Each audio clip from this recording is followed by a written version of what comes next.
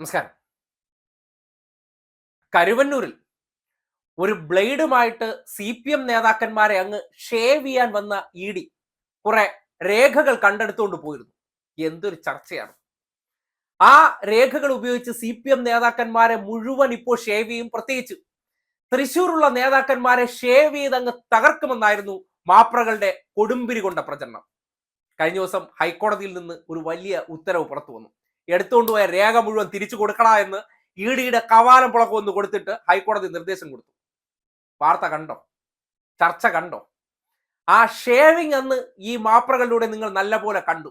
തൃശ്ശൂരുള്ള CPM ജില്ലാ committee നേതാക്കന്മാരെല്ലാം എന്തോ വലിയ തട്ടിപ്പ് നടത്തി അതിന്റെ രേഖകൾ മുഴുവൻ പിടിച്ചെടുത്തു. ഇനിയിപ്പോ അവിടെ മല മറിക്കാൻ പോകുന്നു എന്നുള്ളതായിരുന്നു. ഈ ഷേവിംഗ് നടത്താൻ പോകുന്നു എന്ന് ഇ ഡിയെ മുൻനിർത്തി പ്രചരണം നടത്തിയവർ വലിയ തോതിൽ മാധ്യമങ്ങളിലൂടെ വെണ്ടയ്ക്ക നിരത്തി പ്രചരിപ്പിച്ചത്. ഇപ്പൊ എന്തായി? അന്നേ പറഞ്ഞു ഇതൊക്കെ മാധ്യമങ്ങളുടെ തലക്കെട്ടിന് വേണ്ടി ചെയ്യുന്നതിനപ്പുറം ഒരു കാര്യവുമില്ല.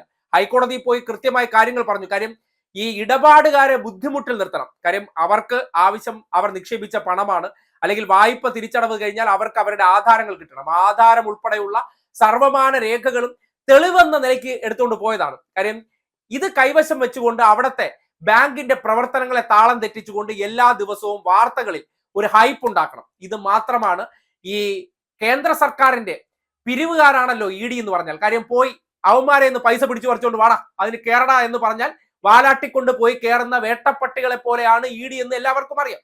അങ്ങനെ കരുവന്നൂരിൽ സുരേഷ് ഗോപി എന്ന കോപ്പർ ഗോപിയെ ജയിപ്പിക്കാൻ വേണ്ടി അവിടെ ആൾക്കാർക്കിടയിൽ ഒരു വികാരം സൃഷ്ടിക്കാൻ വേണ്ടി മാത്രമാണ് ഇ ഡി എന്ന സംവിധാനത്തെ ഉപയോഗിച്ചുകൊണ്ട് അവിടെ റെയ്ഡ് നാടകങ്ങളെല്ലാം നടത്തിയത്.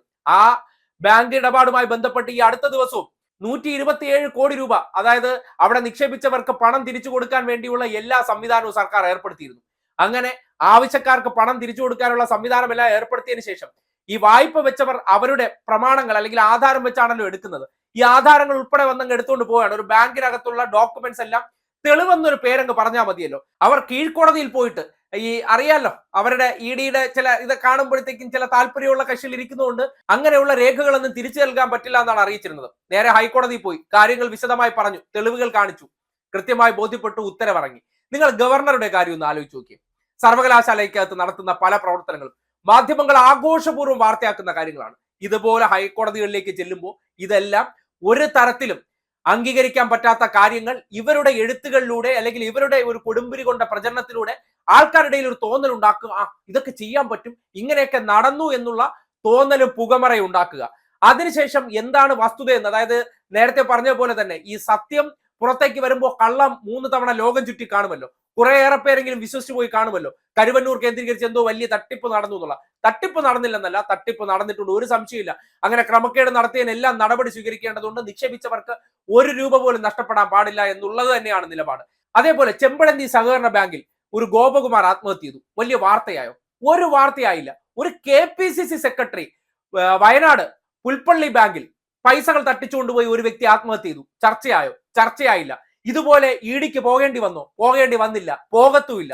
തിരുവനന്തപുരത്ത് നെയ്യാറ്റിൻകരയിൽ ഒരു ബാങ്കിൽ നിന്ന് ഒരു വ്യക്തി, ആ പേര് വിട്ടുപോയി, ആ വ്യക്തി ആത്മഹത്യ ചെയ്തു. 3 പേർ ഈ അടുത്ത മാസങ്ങളിലായിട്ട് സഹകരണ ബാങ്കിൽ, ഏത് കോൺഗ്രസിന്റെ ഉടമസ്ഥയിലുള്ള സഹകരണ ബാങ്കിൽ വായ്പ എടുത്തതിന്റെ പേരിൽ അവർ ജീവത്യാഗം ചെയ്തിട്ട് എത്രയെടുത്ത് ചർച്ചയായി, എത്ര പേരുകൾ നിങ്ങൾ കേൾക്കുന്നുണ്ട്. പക്ഷെ കരുവന്നൂർ നിങ്ങൾ എടുത്തു നോക്കൂ, ഒരു വലിയ ചർച്ചാ വിഷയമായിട്ട് ഉയർന്നു നിൽക്കുകയാണ്. കാര്യം കേരളത്തിലെ സഹകരണ പ്രസ്ഥാനത്തിന് ചുക്കാൻ പിടിക്കുന്നത് ഇടതുപക്ഷമാണ്. അപ്പോ അവർ നിയന്ത്രിച്ചു കൊണ്ടുപോകുന്ന ഒരു സംവിധാനത്തെ തകിടം മറിക്കണം, ഇല്ലാതാക്കണം. അതിന് സംഘപരിവാർ ചിന്താഗതിയുള്ള മാപ്രകളെ ഉപയോഗപ്പെടുത്തി അവർക്ക് വാർത്താ തലക്കെട്ടിന് വേണ്ടി ഇല്ലാത്ത കാര്യങ്ങൾ ഉണ്ട് എന്ന് വരുത്തി തീർക്കാൻ വേണ്ടി അവരുടെ കൈവശമുള്ള ഓരോ ഏജൻസികളെ ഉപയോഗപ്പെടുത്തുകയാണ്.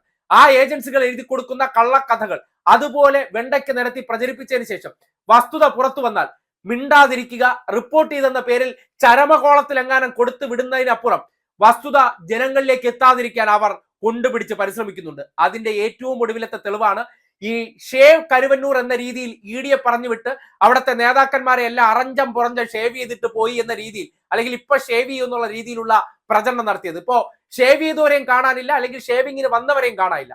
ഇപ്പോ കോടതി കാര്യങ്ങൾ ബോധ്യപ്പെട്ട് ആ രേഖകളെല്ലാം തിരിച്ചു കൊടുക്കുമ്പോൾ എവിടെ പോയി നമ്മുടെ മാപ്രകളുടെ ഈ വിഷയവുമായി ബന്ധപ്പെട്ടുള്ള ആത്മാർത്ഥ എന്ന് ചോദിക്കുകയാണ്.